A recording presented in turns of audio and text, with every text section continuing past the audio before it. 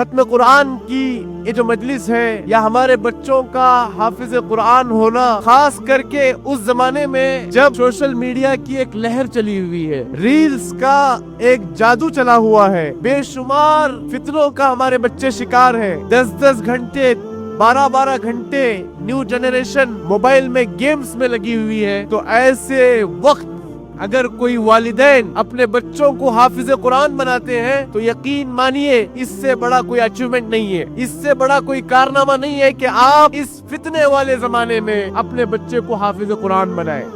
سبق پڑھ پھر صداقت کا، شجاعت کا، عدالت کا، لیا جائے گا تجھ سے کام دنیا کی امامت کا۔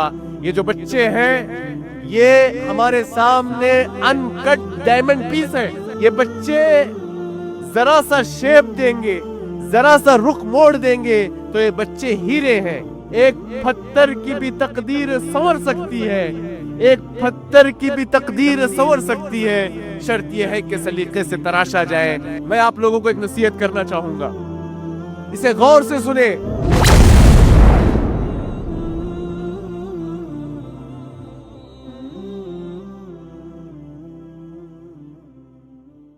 اعوذ باللہ من الشیطان الرجیم، بسم اللہ الرحمن الرحیم۔ ان هذا القرآن يهدي للتي هي اقوم،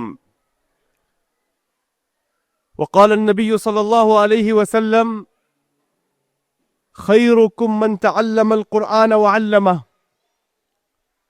وقال ايضا ما اجتمع قوم في بيت من بيوت الله يتلون كتاب الله ويتدارسونه بينهم إلا نزلت عليهم السكينة وغشيتهم الرحمة وحفتهم الملائكة وذكرهم الله في من عندهم۔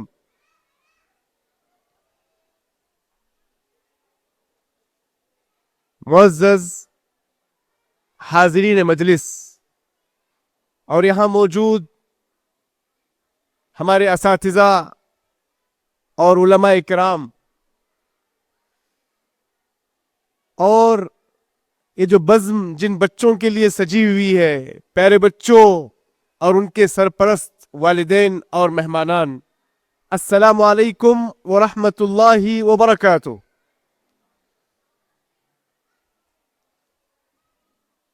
معزز حاضرین، ہر ایک کی بڑی خواہش ہوتی ہے کہ جب وہ اس دنیا سے رخصت ہو، جب اس کا خاتمہ ہو جائے تو قبر میں اسے سکون ملے۔ ہر ایک کی خواہش ہوتی ہے کہ کل قیامت کے دن اللہ تعالی وقار کا تاج انہیں پہنائے۔ کتنے لوگوں کی یہ خواہش ہوتی ہے کہ ہمارے خاندانوں میں، ہمارے گھروں میں جو مسائل ہیں، جو پرابلمز ہیں، وہ حل ہو جائیں، گھروں میں سکون دیکھنے کو ملے۔ یقین مانیے آج ہم جس محفل میں شریک ہیں یہ اسی طرح کی ایک مبارک مجلس ہے۔ ختم قرآن کی یہ جو مجلس ہے یا ہمارے بچوں کا حافظ قرآن ہونا، خاص کر کے اس زمانے میں جب سوشل میڈیا کی ایک لہر چلی ہوئی ہے، ریلز کا ایک جادو چلا ہوا ہے، بے شمار فتنوں کا ہمارے بچے شکار ہیں،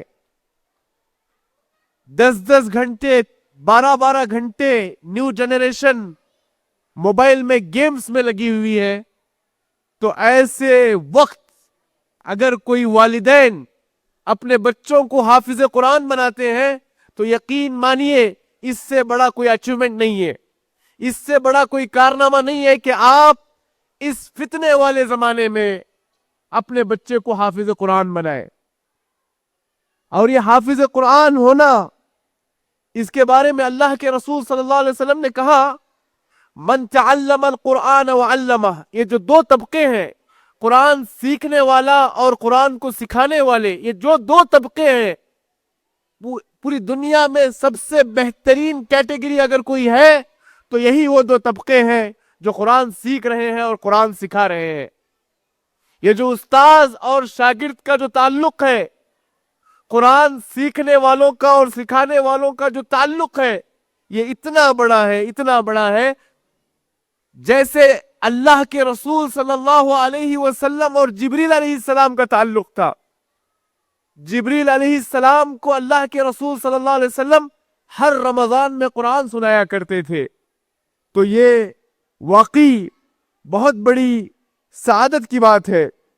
میں اس موقع پر والدین سے کہنا چاہوں گا، اسلام میں تربیت کی عمر کیا ہے؟ اسلام میں بچوں کے کیئر کی کیا عمر ہے؟ اکثر کے ذہن میں آتا ہوگا کہ جب بچے چھوٹے ہوں، 2-4 سال کے ہوں، تو اس وقت سے اسلام نے بچوں کی تربیت پر توجہ دی۔ معذرت کے ساتھ، اسلام نے بچوں کی تربیت اس سے پہلے سے اس کا خیال کیا ہے۔ اسلام میں بچوں کی تربیت کے لیے کس قدر توجہ دی گئی، آپ اس سے اندازہ لگا سکتے ہیں کہ اسلام نے یہ پیغام دیا کہ اگر آپ چاہتے ہیں کہ آپ کی اولاد نیک ہو، اگر آپ چاہتے ہیں کہ صالح اولاد تمہارے یہاں پیدا ہو، تو اسلام نے کہا کہ اس بچے سے پہلے بلکہ ان کے جو والدین ہیں ان کے نکاح کے موقع پر بچے کے مستقبل کا خیال کیا گیا اور کہا گیا کہ اگر تم نیک اولاد چاہتے ہو تو سب سے پہلے نیک اور دیندار خاتون کا انتخاب کرو۔ ایک نیک اولاد کے لیے اسلام نے اس کی پیدائش سے پہلے خیال کیا ہے کہ اگر ماں نیک ہو تو یقیناً اس کے کھوک میں پلنے والی اولاد بھی نیک ہوگی، کیونکہ یہ جو اولاد ہے انسانی زندگی ختم ہونے کے بعد اگر واقعی والدین کو کوئی فائدہ پہنچا سکتا ہے، ماں باپ کو مرنے کے بعد اگر کوئی کام آ سکتا ہے، تو اللہ کے رسول صلی اللہ علیہ وسلم نے کہا نیک اولاد ہے جو آپ کے مرنے کے بعد آپ کے لیے دعا کرے۔ آج ذرا دیکھیے، ایک انسان کے آج جو ہم تعلیم دے رہے ہیں ہمارے اولاد کو، آج جو ڈگریاں ہم اپنے اولاد کو دلا رہے ہیں، کیا اس سے آپ توقع کریں گے کہ یہ نئی نسل ہمارے مرنے کے بعد ہمیں یاد کرے گی؟ مرنے کے بعد تو دور کی بات، یہ ڈگریاں حاصل کر کے یہ اولاد اپنے ماں باپ کو زندگی ہی میں اولڈ ایج ہوم میں چھوڑ کر آتے ہیں، تو ایسی اولاد مرنے کے بعد کام آئے گی؟ عزیزوں، معزز سامعین، ہماری کوشش ہونی چاہیے کہ ہم اپنی بچوں کی تربیت پر توجہ دیں۔ اگر آپ جتنی بھی تعلیم دے دیں، اگر بچوں کی صحیح تربیت کرنے میں اگر آپ کامیاب نہیں ہو رہے تو یقین مانیے یہ بچے آپ کے ہاتھ سے نکل جائیں گے۔ بچوں کی تربیت کی مثال کچھ ایسی ہے جیسے آپ نے ایک پودا لگایا، ایک پودا جس کو آپ بہت توجہ سے اسے پانی دیتے ہیں، اس پودے کی سیرابی کرتے ہیں، اس کی نگہبانی کرتے ہیں، اسے کھاد ڈالتے ہیں، اسے دھوپ اور چھاؤں سے بچا کے رکھتے ہیں، جس قدر دھوپ اور چھاؤں چاہیے اتنی چھاؤں دیتے ہیں، تو جو پودا ہے اس کے جڑیں مضبوط ہو جاتی ہیں، زمین میں پیوست ہو جاتی ہیں، پھر اس کے بعد وہ پودا مضبوط تناور ایک درخت بن جاتا ہے۔ ہاتھی بھی لا کر اس پودے کو اکھاڑنا چاہے تو نہیں اکھاڑ سکتے۔ اگر اس کے مقابلے میں ایک دوسرا درخت ہے، ایک دوسرا پودا ہے، نہ اس کا باغبان اسے پانی دیتا ہے، نہ اس کی رکھوالی کرتا ہے، نہ دھوپ اور چھاؤں کا خیال رکھتا ہے، نہ اس پودے کو کھاد ڈالتا ہے، تو نتیجے میں کیا ہوگا؟ ایک چھوٹے سے ہوے کے جھونکے کے ساتھ وہ پودا زمین سے اکھڑ جائے گا۔ معزز سامعین، آج سوشل میڈیا کے فتنے، ارتداد کے فتنے ہمارے آنکھوں کے سامنے ہیں۔ 20-20 साल तक वल्लाह आज फजर में एक खातून ज़ारो कतार रो रो कर अपनी आप बीती मुझे बता रही है।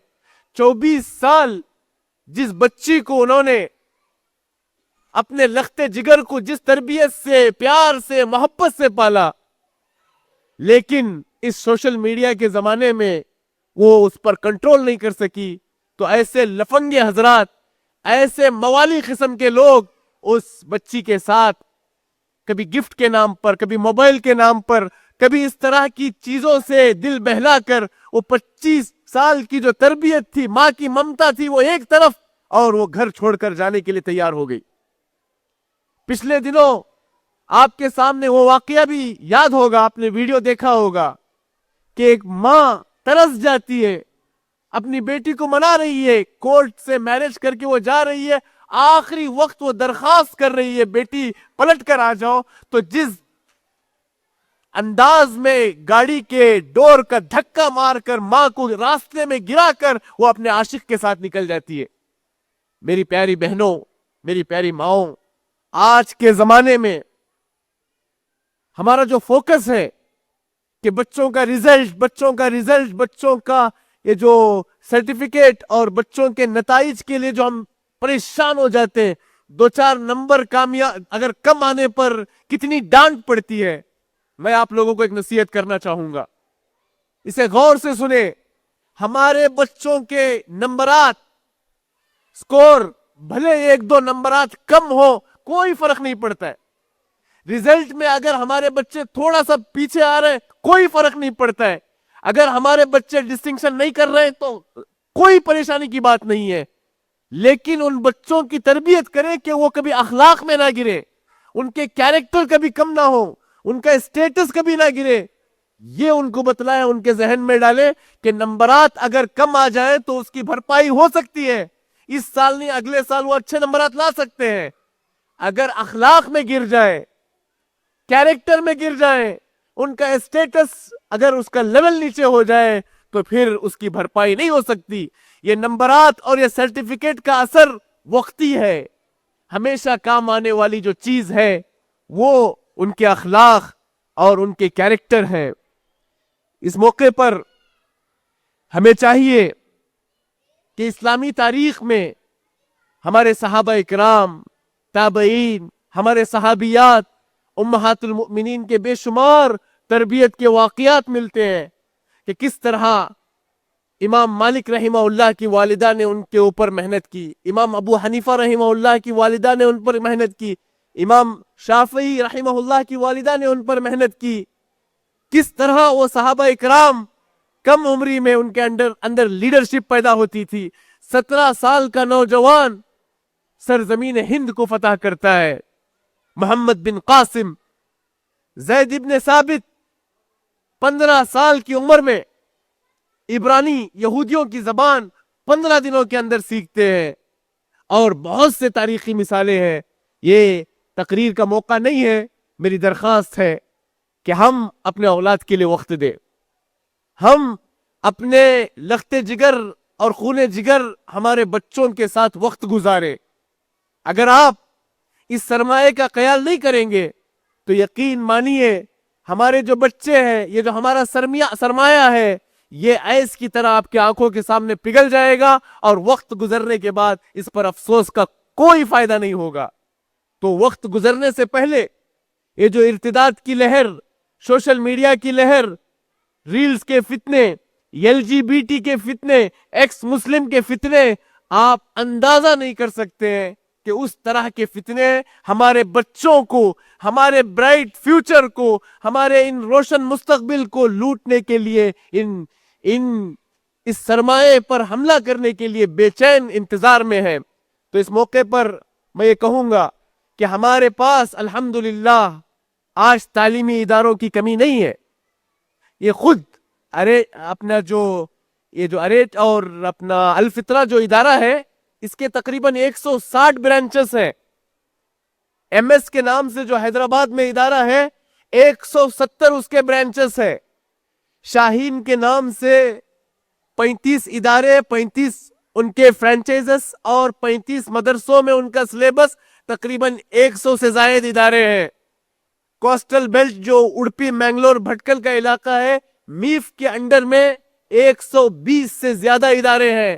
ہر اسٹیٹ میں ہمارے 1000 سے زیادہ اسلامک اسکولز اور مسلم مینجمنٹ کے اسکولز ہیں. تو ضرورت ہے کہ ہم تربیت پر توجہ دیں، ورنہ میں نے ایسے اسلامک اسکولز دیکھے ہیں مسجد اور قبرستان سے 20-25 میٹر کے فاصلے پر اینیول ڈے کے نام پر گانے بجانے میوزک سب کچھ چلتا ہے. یہ اسلامی اسکولز کے نام پر دھبا ہے. یہ اسلامک اسکولز کے نام پہ اپنی تجارت اور کمرشل عمارتوں کی تعمیر کر رہے ہیں. ایسے اداروں کی ہمیں ضرورت نہیں ہے. بھلے ہمارے ادارے اتنے پختہ نہ ہو، چند کمروں ہی پر مشتمل ہو، لیکن ان اداروں میں قال اللہ و قال رسول پڑھایا جائے، وہاں کے بچوں کو حافظ حافظہ بنایا جائے اور وہاں صحیح معنوں میں تربیت دی جائے. سبق پڑھ پھر صداقت کا، شجاعت کا، عدالت کا. سبق پڑھ پھر صداقت کا، شجاعت کا، عدالت کا. لیا جائے گا تجھ سے کام دنیا کی امامت کا. یہ جو بچے ہیں یہ ہمارے سامنے ان کٹ ڈائمنڈ پیس ہیں. یہ بچے ذرا سا شیپ دیں گے، ذرا سا رخ موڑ دیں گے تو یہ بچے ہیرے ہیں. ذرا نم ہو تو یہ مٹی بڑی زرخیز ہے ساقی. ایک شاعر کے بقول، ایک پتھر کی بھی تقدیر سنور سکتی ہے، ایک پتھر کی بھی تقدیر سنور سکتی ہے، شرط یہ ہے کہ سلیقے سے تراشا جائے. میں اللہ کے شکر کے بعد ہمارے الفطرہ کے چیئرمین سید اصغر صاحب کا اور ان کے والد محترم کا خصوصیت کے ساتھ شکر بجا لاتا ہوں، جنہوں نے موقع فراہم کیا. فجزاکم اللہ خیرا و شکرا، والسلام علیکم ورحمۃ اللہ وبرکاتہ.